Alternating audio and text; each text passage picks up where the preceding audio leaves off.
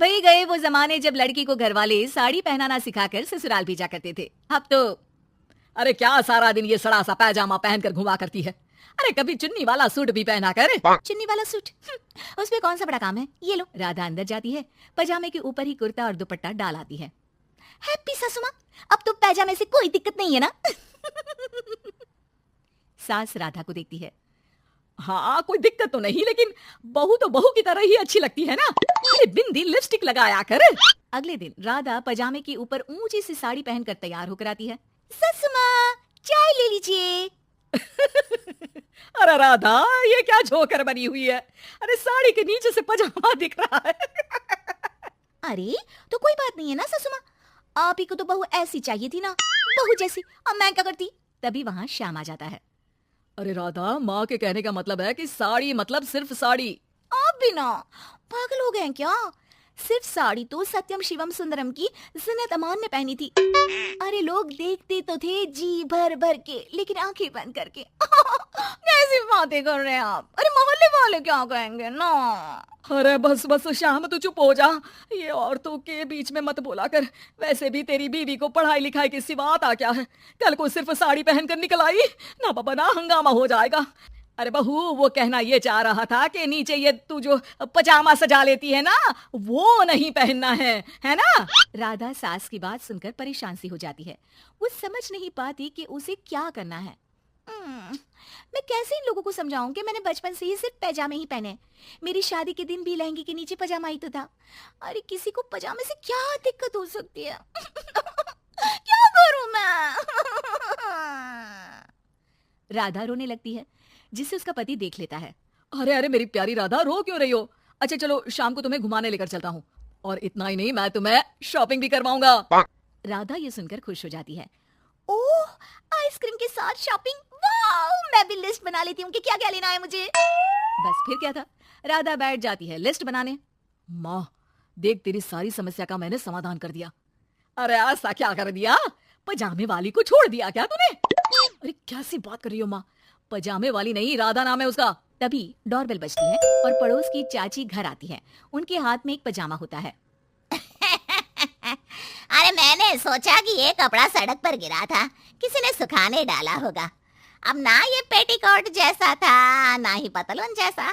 तभी मैं समझ गई ये राधा बहू का पजामा होगा। तो पहनती है ना ये। अरे चाहे पार्टी वेयर हो या फिर घर का कपड़ा, तुम्हारे बेटे की शादी के एल्बम देख रही थी, बहू ने तो लहंगे के नीचे भी पजामा पहना था।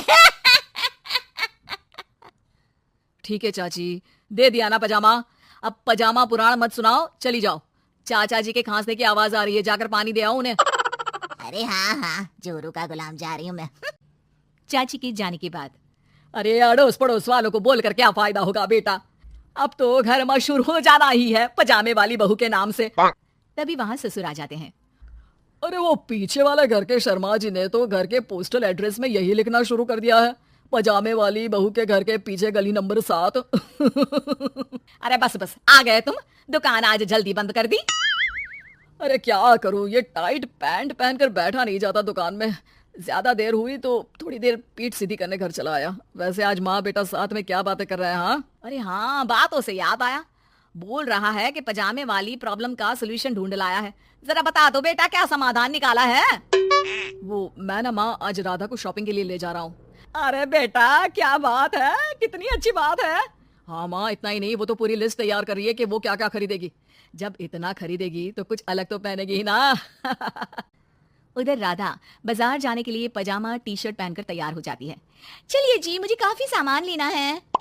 पति श्याम उसे बाजार ले जाता है, जहाँ राधा एक नहीं दो नहीं बल्कि 12 पजामे खरीदती है, वो भी अलग अलग रंगों के। और वो सारे पजामे लेकर घर आ जाती है। अरे आ गई बहू रानी, क्या लेकर आई हो। पिताजी ये देखिए, आपके लिए ये पजामा लेकर आई हूँ, प्योर खादी का है।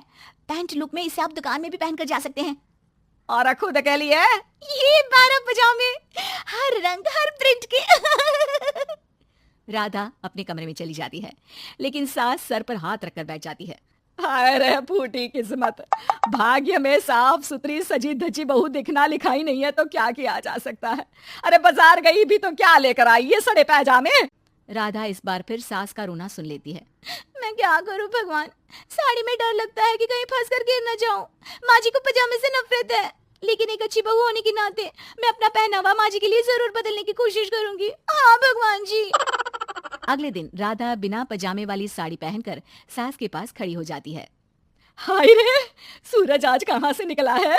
अरे राधा बहू ने साड़ी पहनी है, वो भी पजामे के बिना। अरे वाह वाह बहू, तू तो राजकुमारी लग रही है। अरे लेकिन एक जगह खड़ी क्यों है? वो माँ जी इसलिए कि मैं गिर सकती हूँ। अरे हाँ जी, हमने तो 4 तल्ले के मकान को एक कर रखा था, ऊपर नीचे सारा घर संभाला था, वो भी साड़ी में। अरे कैसे गिरेगी तू, मैं भी तो देखती हूँ। जा छत से कपड़े लेकर आ। ना ना माँ जी, मुझसे नहीं होगा, मैं गिर जाऊंगी साड़ी में फंसकर। लेकिन सास नहीं मानती और राधा को साड़ी पहनकर छत पर जाना पड़ता है। लेकिन जैसे ही वो सारे सूखे कपड़े लेकर उतर रही होती है तो सीढ़ियों से गिर जाती है। फिर क्या? ओह, इनको काफी गहरी चोट आई है, लगता नहीं कि... नहीं डॉक्टर साहब, ऐसा मत बोलिए।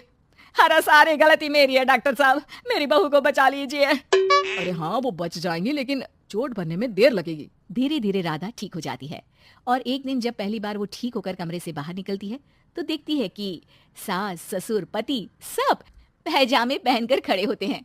देखा बहू, कैसा लग रहा है ये पैजामा?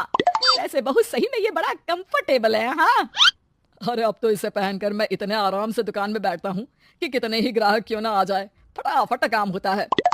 मुझे माफ कर दीजिए माँ जी, मैं साड़ी पहनने की पूरी कोशिश करूंगी। अरे नहीं बहू, मुझे माफ